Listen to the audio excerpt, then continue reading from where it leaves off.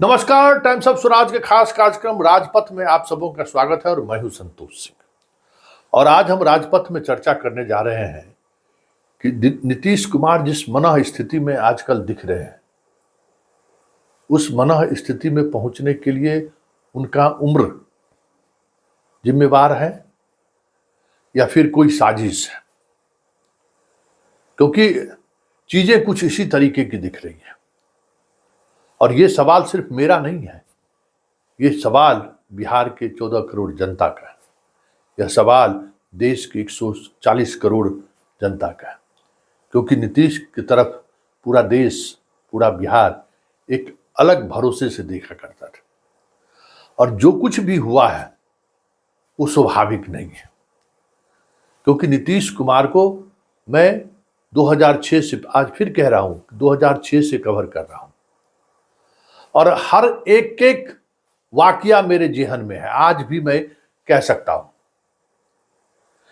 2020 के विधानसभा चुनाव में इनका अंतिम भाषण धमदाहा लेसी सिंह के क्षेत्र में था। उसको मैं कवर करने के लिए खुद गया हुआ था वहां, जिसमें इन्होंने घोषणा किया था कि ये मेरा आखिरी चुनावी सभा है और अंत भला तो सब भला। उस सभा को कवर करने के लिए मैं खुद मौजूद था। मुझे याद है सभा स्थल से जब वो उतरे तो मैं काफी करीब पहुंच गया था और मैंने पूछ दिया कि क्या बोल बैठ दिए सर। हंसते हुए वो नीतीश जी बोले, अब कितना दिन संतोष जी, अब हुआ क्या, अब चलिए, अब हो गया, आप लोग बहुत मेहनत किए, अब इलेक्शन खत्म, अब कितना, कब तक ये सब करते रहेंगे, अब नए लोगों को आना चाहिए। इस तरीके से मुस्कुराते हुए और ये कह रहे अब यहां से पटना कब जाइएगा, ये बातचीत हम बता रहे हैं, पटना कब जाएगा। तो बोले सर आज रात रुकेंगे पूर्णिया, कल पटना पहुंचे। हाँ पहुंचे। अरे आप लोग भी बहुत मेहनत किए, आपको तो सब सभा में हम देखते थे, चलिए ठीक। हमें वो याद है, आज भी याद है। जरा उस भाषण का अंश आप भी सुन लीजिए। कहीं दूर दूर तक नीतीश कुमार की मानसिक स्थिति में कुछ आपको लग रहा होगा कि कोई कुछ है क्या, दूर दूर तक नहीं दिख रहा था। जरा सुनिए। का आखिरी दिन है, अब परसों चुनाव है और ये मेरा अंतिम चुनाव है। अंत भला तो सब भला। सुन लिए, ये 6 नवंबर 2020 का है, वीडियो है, आखिरी जो उनकी सभा हुई थी। उसके बाद 15 नवंबर 2020 को वो राज्यपाल के पास जाते हैं समर्थन पत्र लेकर, और वहां से जब लौटते हैं तो लगभग 3-4 मिनट तक मीडिया से वो बात करते हैं। कुछ अंश उसका भी हम दिखाते हैं आपको। नीतीश कुमार उसी तरीके से बिंदास, कहीं दूर दूर तक नहीं लग रहा था कि नीतीश कुमार मानसिक तौर पे बीमार हो या थकान महसूस हो रहा होगा। रिजल्ट आ चुका था। जरा सुनिए, कुछ मिनट का, कुछ सेकंड का क्लिपिंग, ये भी आप देख लीजिए।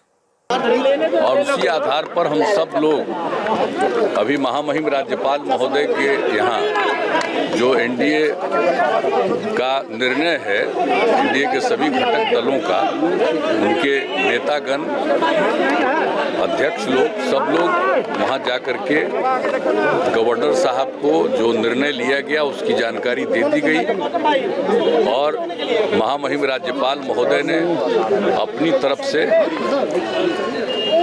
दे दिया और मुझको मुख्यमंत्री के रूप में मनोनीत किया है। तो आपने देख लिया, कहीं दूर तक लग रहा था कि नीतीश कुमार बीमार है। और इस शपथ ग्रहण के बाद अचानक नीतीश कुमार हम लोगों से दूरी बनाना शुरू कर दिया। कोरोना का काल था ही, कोरोना खत्म हुआ था, उसके बाद जनता दरबार वगैरह सब बंद हो ही गया था, लगभग दूरी बढ़ती जा रही थी। एक दिन अचानक विधानसभा का स्थापना दिवस मनाया जा रहा था। विजय सिन्हा टेबल पर बैठे हुए थे, लोकसभा के अध्यक्ष आए हुए थे चीफ गेस्ट के रूप में, और नीतीश कुमार भी बैठे हुए थे। नीतीश कुमार अपने राजनीतिक जीवन की चर्चा कर रहे थे और उस दौरान वो लगभग 50 सेकंड तक अरुण जेटली को याद करना चाह रहे थे, अरुण जेटली का नाम ही उसको याद नहीं आ रहा था। पहली बार मुझे लगा कि नीतीश कुमार को क्या हो गया है। अरुण जेटली के बुलाए पटेल, शर्मा, सिंह, अरे हाँ अरुण जेटली जी को हम यहाँ पार्क भी बनाए हैं, स्टेचू भी लगाए। मतलब अरुण जेटली के बारे में कहना चाह रहे थे और अरुण जेटली का वो नाम भूल गए।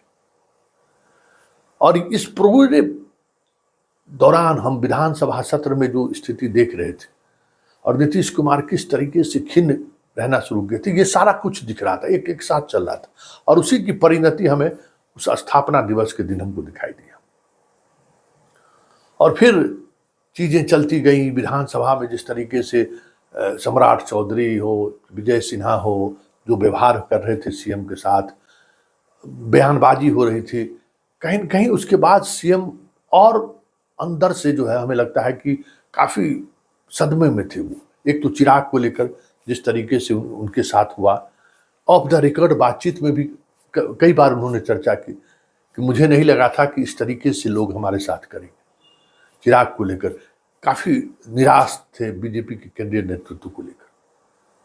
और फिर धीरे धीरे हम लोगों से दूरी वो बनाते चले गए। और उसके बाद तो मतलब समझिए कि जब कभी भी कुछ हाल के वर्षों में एक 1.5 वर्षों के दौरान चीजें इस तरीके से बदलनी शुरू हो गई कि लगा ही नहीं कि यही नीतीश कुमार है। बीजेपी से जब वो गठबंधन तोड़े, उस दिन जो उन्होंने मीडिया से बात की है, वो थोड़ी नर्वसनेस हमको दिखाई दिया कि वो नर्वसनेस उनके चेहरा पर है। जरा वो भी देख लीजिए वीडियो। उसके बाद विधानसभा में सेक्स के लेकर जो बात बोले वो देख लीजिए। जीतन राम मांझी पर जिस तरीके से आक्रोश किया, ये सारी चीजें चलती रही। फिर गठबंधन टूटा, राष्ट्रीय अध्यक्ष के रूप में खुद आए, जदयू में के अंदर बहुत कुछ चला। आरसीपी जैसे उनका विश्वसनीय शिष्य कहें, उनका साथ छूटा। ललन सिंह को लेकर मतलब इतना ज्यादा तनाव में रहे नीतीश कुमार। फिर जिस तरीके से अशोक चौधरी, संजय झा, विजय चौधरी, ललन सिंह, आरसीपी, उपेंद्र कुशवाहा, ये सब आते गए और चीजें रोज राजनीतिक उठाव पटक, इतना घटनाक्रम बढ़ता चला गया कि धीरे धीरे लगा जैसे नीतीश कुमार वो नीतीश कुमार है ही नहीं। और गठबंधन टूटने के दिन और उसके आज तक लगा ही नहीं कि वही नीतीश कुमार है जिसको हम धमदाहा में आखिरी चुनावी सभा के दिन छोड़कर हम आए थे। मतलब हम दोनों आदमी एक दूसरे से जुदा हुए थे वहां से, कि पटना के लिए हेलीकॉप्टर से चले थे और हम लोग बाय रोड चले थे। लगा ही नहीं कि वही नीतीश कुमार है। ये 4 वर्षों में, मतलब 4 साढ़े 3 वर्ष के ही, नवंबर 2020 अभी 24 है, अचानक इतने दिनों में क्या हुआ उनके साथ, ये एक रहस्य का विषय है। और लंदन क्यों गए थे? संजय झा और सरकार को स्थिति स्पष्ट करनी चाहिए कि आखिर लंदन में इनका इलाज क्या हो रहा है, ये कौन सी बीमारी से ग्रसित है, ये आनी चाहिए। ये इस देश का नागरिक के हैसियत से भी ये जानकारी हमें देनी चाहिए। सरकार को बुलेटिन जारी करना चाहिए कि आखिर वजह क्या रहा हो, किस वजह से इनकी मना स्थिति ऐसी हुई है। क्योंकि नीतीश कुमार को आप इस तरीके से देख मतलब अजीब लगता है। और कुछ स्वाभाविक तो कुछ नहीं लगता है कि कोई आदमी इतनी बीमार हो, वो भी मुख्यमंत्री के ओहदे पर रहते हुए। क्या ट्रीटमेंट हुआ, कौन सा डॉक्टर इनको देखा, क्या दवा दी जा रही है, कुछ तो ऐसा थोड़ी एकाएक इस तरीके से डिटोरेट कर जाएंगे, इस तरीके से स्थिति इनकी हो जाएगी। सोचिए, अभी तो ये स्थिति है कि भाई मतलब हर कोई सशंकित रहता है कि किनके साथ क्या ये व्यवहार कर देंगे। किसी का पैर छू लेंगे, किसी के घर पर पहुंच जाते हैं, किसी के यहाँ पहुंच गए, निकल जाते हैं कहीं से कहीं। तो ये एक मुख्यमंत्री के पद पर बने हुए व्यक्ति के लिए न उनके लिए सही है, क्योंकि जिस मनो स्थिति में है अधिकारी लोग क्या उनसे दस्तखत करा रहा होगा किसी को नहीं पता है। इसलिए उनके लिए भी ये सही नहीं है और राज्य के लिए भी सही नहीं है। ऐसे में हमें लगता है कि सीएमओ को स्थिति स्पष्ट करनी चाहिए कि आखिर नीतीश जी को हुआ क्या है, और नीतीश जी जिस मानसिक स्थिति में दिख रहे हैं ये स्वाभाविक नहीं है। इसलिए ये जांच भी होनी चाहिए कि आखिर नीतीश कुमार इस स्थिति में पहुंचे कैसे।